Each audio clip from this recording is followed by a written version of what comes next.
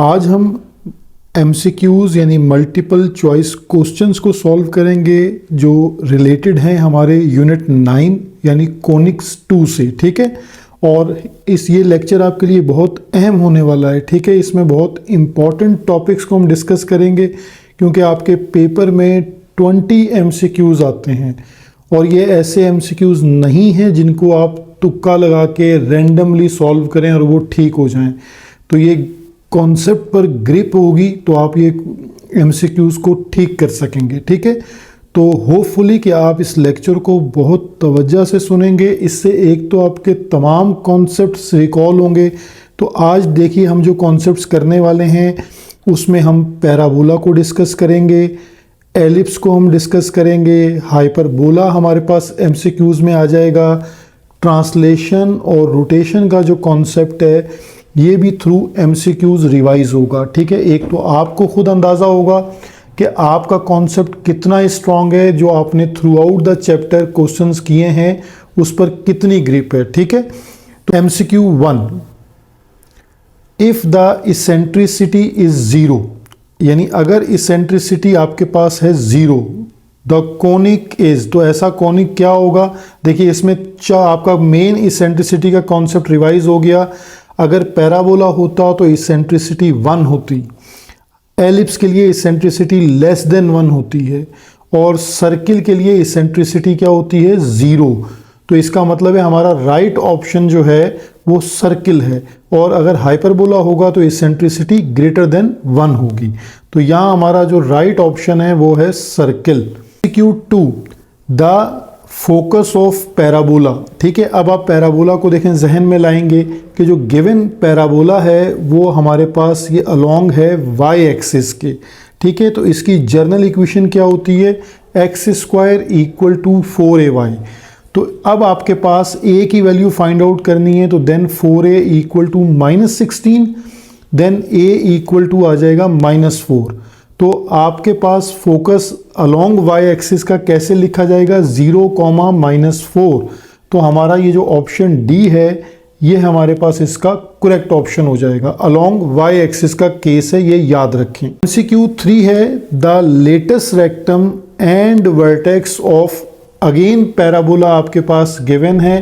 ठीक है, ये गिवन पैराबोला को जहन में रखें, अलोंग x एक्सिस है तो ये हमारे पास गिवन है। ठीक है, और हमारे इसकी जो जर्नल या स्टैंडर्ड फॉर्म है हम वो लिख लेते हैं। तो यहाँ से अगर आप देखें कंपैरिजन कर लें तो लेटेस्ट रेक्टम पैराबोला का होता है 4a, यानी लेटेस्ट रेक्टम आपके पास L प्राइम जो है वो होता है 4a। तो यहाँ 4a इक्वल टू है 8, तो लेटेस्ट रेक्टम तो आ गया 8।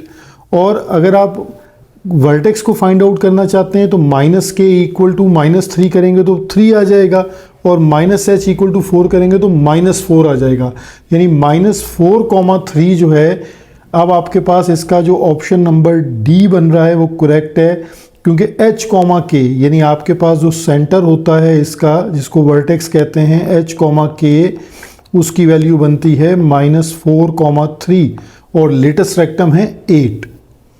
MCQ 4 है, the equation of tangent at 4, 6, एक पॉइंट गिवन है और जो कोनिक गिवन है वो है आपके पास पैराबोला। ठीक है, तो ये पैराबोला अलोंग है x एक्सिस।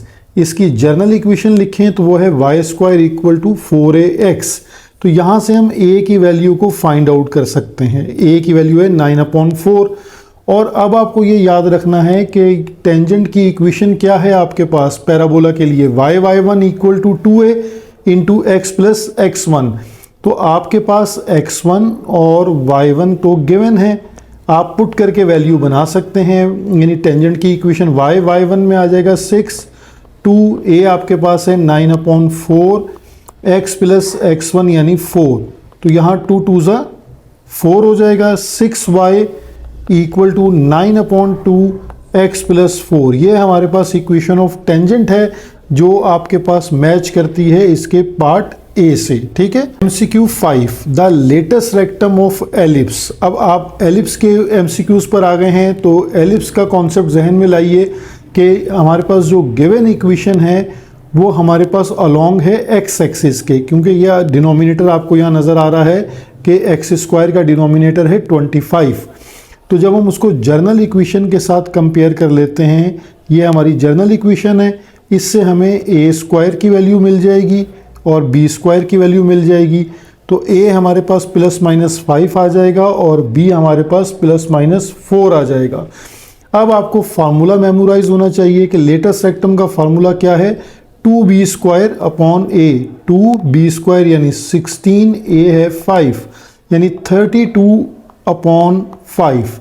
तो यहाँ हमारे पास जो ऑप्शन है इसका बी ऑप्शन, वो इसका करेक्ट ऑप्शन है।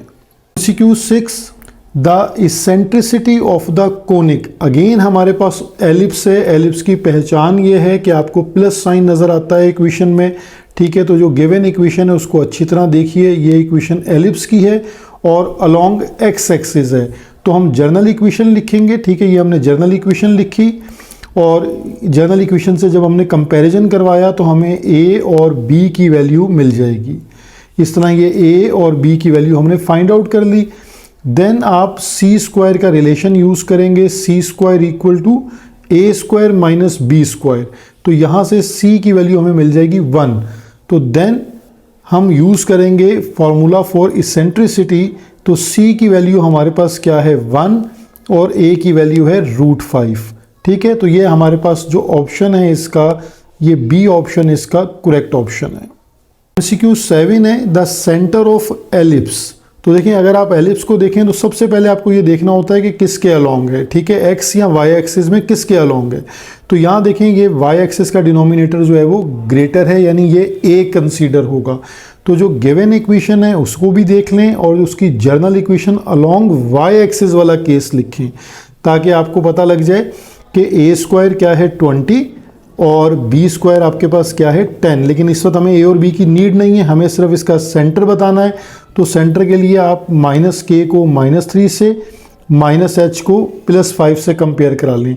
तो यानी -5,3 यानी इसका जो आपके पास ऑप्शन सी है वो इसका करेक्ट ऑप्शन है। MCQ 8 है the equation of directrix for the conic. तो देखें अगेन ये एलिप्स का हमारे पास एक और MCQ है जिसमें हमें डायरेक्ट्रिक्स का बताना है। तो ये हमें पता लगता है कि ये अलोंग एक्स एक्सिस है। तो हम अपनी गिवन इक्वेशन को जर्नल इक्वेशन के साथ कंपेयर कर लेते हैं, ठीक है। यहाँ से हमें ए और बी की वैल्यू मिल जाएगी, यानी ए स्क्वायर और बी स्क्वायर की वैल्यू मिल गई। अब हम अपना एक रिलेशन यूज़ करेंगे, C square equal to A square minus B square. तो यहाँ से हम अपनी सी की वैल्यू फाइंड आउट कर लेते हैं √2। तो डायरेक्ट्रिक्स की इक्वेशन आपको याद होनी चाहिए, वो है x equal to +-a² upon c। तो यहाँ जब आप अपनी वैल्यूज़ को पुट करेंगे, a² हमारे पास है 4 और c है √2 +-। तो ये हमारे पास जो फर्स्ट ऑप्शन है इसका, वो इसका करेक्ट ऑप्शन है। MCQ 9 ax² +bx by² +gx +fy +c, ये एक कोनिक की इक्वेशन है, ठीक है। Where a, b, g, f and c are real numbers, ये कोई भी नंबर हो सकते हैं। That represent hyperbola.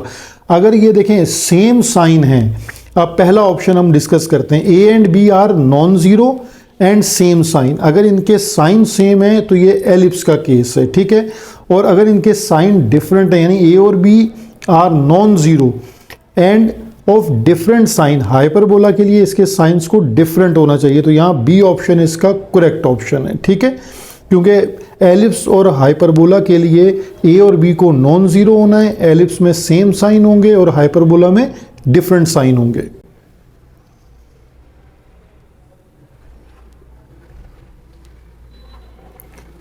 MCQ 10 है ऑक्सिलरी सर्किल ऑफ एलिप्स। अब ऑक्सिलरी सर्किल ऑफ एलिप्स आपको एक नया कॉन्सेप्ट है, ये जहन में रखना है कि इसका फॉर्मूला होता है आपके पास x² + y² equal to a²। तो आपका जो गिवन एलिप्स है, अगर आप उसको जर्नल इक्वेशन से कंपेयर कर लें तो a² की वैल्यू आपके पास आ जाएगी 6, ठीक है। तो यहाँ आपके पास ऑक्सिलरी सर्किल बन जाएगा x² + y² इक्वल टू 6। तो यानी इसका डी ऑप्शन यहाँ पर इसका करेक्ट ऑप्शन बन जाएगा। MCQ 11 है the equation of directrix is 4। अब यहाँ पर अगेन एक एलिप्स है, ठीक है। और R where Q greater than P। अब यहाँ ये बहुत इंपॉर्टेंट बात है, Q ग्रेटर देन P का मतलब ये है कि A जो है वो Q कंसीडर होगा, ठीक है। और यहाँ पर आपके पास ट्रांसलेटेड एलिप्स है, तो ट्रांसलेटेड एलिप्स की जो डायरेक्ट्रिक्स की इक्वेशन है वो हमारे पास ये होती है y माइनस के, क्योंकि अलोंग है y एक्सिस, अगर ये x एक्सिस होता तो x माइनस h होता, तो यहाँ y माइनस के इक्वल टू प्लस माइनस ए की जगह पर हमारे पास आ जाएगा Q और इसेंट्रिसिटी E ही है, ऑप्शंस में E यूज़ किया गया है। तो अब आप इसको मैच कर लें तो आपके पास जो इसका ऑप्शन C है वो इसका करेक्ट ऑप्शन है। तो 12 है द वर्टाइसेस ऑफ हाइपरबोला, ठीक है। तो हाइपरबोला में आप कैसे पता लगता है कि किसके अलोंग है, किस एक्सिस के अलोंग है, कि जो एक्सिस पॉजिटिव होता है। तो इस वक्त जो गिवन हाइपरबोला है आपके पास ये एक्स एक्सिस के अलोंग है, ठीक है।